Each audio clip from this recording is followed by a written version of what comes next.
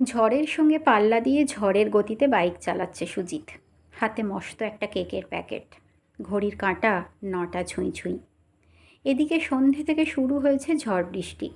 মাঝে জোরে বৃষ্টি হওয়ায় বেশ দেরি হয়ে গেছে ওর।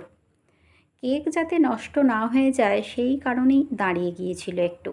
কিন্তু সেটা কি আর মানুষ বোঝে? তারা বোঝে টাকা দিয়ে অর্ডার করেছি মানে তা সময় মতো হাজির হওয়া চাই। এই তো আগের ডেলিভারিটা করতে গিয়ে কত কথাই না শুনতে হলো ওকে। এত দেরি হলো কেন, বাচ্চাটা কতক্ষণ অপেক্ষা করে আছে, ইত্যাদি ইত্যাদি। কথা শুনিয়েও শান্তি হলো না। এই রিভিউটা পর্যন্ত খারাপ দিল। পরেরটাতে কি হবে কে জানে। ওদিকে বাড়িতেও একটু তাড়াতাড়ি ফিরতে হবে। আজ আবার ছেলেটার জন্মদিন। একটা ছোট্ট দেখে কেক নিয়েছে ও ছেলের জন্য। সেই সঙ্গে বউকে বলে এসেছে একটু চিকেন রান্না করতে। ছেলেটা চিকেন খেতে খুব ভালোবাসে। এরপর যদি কেকটা আবার দেখে তো আনন্দে পাগল হয়ে নাচতে না শুরু করে দেয়। ইচ্ছা ছিল একটু তাড়াতাড়ি বাড়ি ফেরার, কিন্তু এই ঝড়টাই সব পণ্ড করে দিল। অবশেষে গুগল ম্যাপ দেখে সে এসে পৌঁছালো নির্দিষ্ট ঠিকানায় কেকটা ডেলিভারি দেওয়ার জন্য।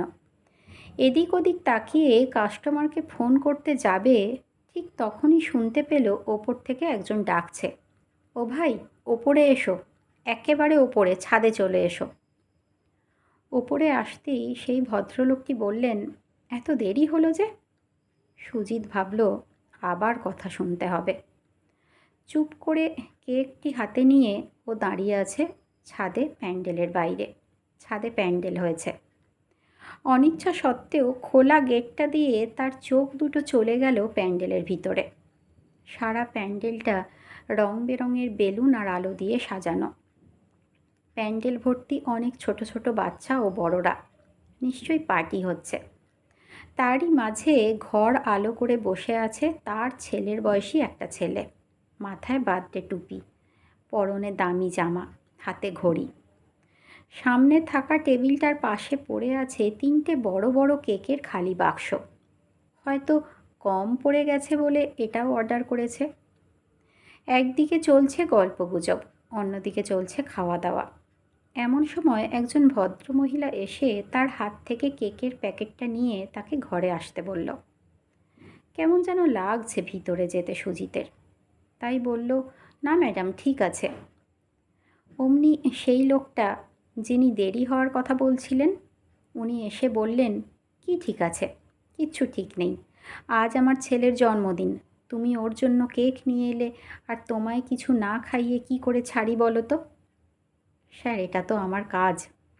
এসো তো, বলে উনি সুজিতের হাত ধরে প্যান্ডেলের ভিতরে নিয়ে গেলেন, যেখানে সবাই খাওয়া দাওয়া করছে। সুজিত কি করে খাবে বুঝতে পারছে না। পেটে ছুঁচোয় ডন মারছে, তবুও খেতে ইচ্ছে করছে না। মাথার মধ্যে কেবল ঘুরপাক খাচ্ছে ছেলের কথা। ছেলেটা বাড়িতে বসে আছে ওর অপেক্ষায়। সে গেলে তারপর খাবে। ফোন করে সেটা জানিয়েও দিয়েছে। ওদিকে আবার ব্যাগে কেকটা আছে। ছেলেকে ফেলে কি করে ও খায় এত ভালো ভালো খাবার? মনে পড়ে গেল বাবার কথা। রাজমিস্ত্রির কাজ করতো বাবা। বিল্ডিং তৈরি হয়ে গেলে ঠিকাদার যেদিন বাবাদের খাওয়াতো, বাবা সেদিন টিফিন কৌটো করে ওদের ভাই বোনেদের জন্য মাংস নিয়ে আসতো। ওর বাবার কথাও বাদ দিল। মনে মনে দেখল ভেবে, কত বড়লোককেই ও দেখেছে পার্সেল নিয়ে যেতে বাড়িতে ছেলে মেয়ের জন্য। এটা বোধহয় বাবাদের ধর্ম, সে ধনী হোক কিংবা গরিব। কি হলো ভাই, কেকটা খাও? এই এখানে একটা প্লেট দিয়ে যাও, খাবার নিয়ে এসো। দাদা, আমি খেতে পারবো না। আজ আমার ছেলেটার জন্মদিন, ও আমার জন্য বসে আছে না খেয়ে। কিছু মনে করবেন না দাদা, আমাকে ক্ষমা করে দেবেন। বলেই সে উঠতে গেলে ভদ্রলোক তার স্ত্রীকে উদ্দেশ্য করে বললেন, এই শুনছো, ভাইটার খাবারগুলো পার্সেল করে দিও, আর একটু বেশি করেই দিও। আজ ওর ছেলেরও জন্মদিন। ভদ্রমহিলা ভিতর থেকে বললেন, ঠিক আছে, করে দিচ্ছি, কিন্তু কেকটা অন্তত খাও ভাই। না না, ও খেতে পারবে না, ওর গলা দিয়ে নামবে না, ওটাও বরঞ্চ পার্সেল করে দাও, ভদ্রলোক বললেন। ভদ্রমহিলা ভিতর থেকে বলল, একদম তোমার মতো, তাই না? ভদ্রলোক বাইরে থেকে বললেন, ঠিক ধরেছ, আজও বাবারা এই রকমই আছে।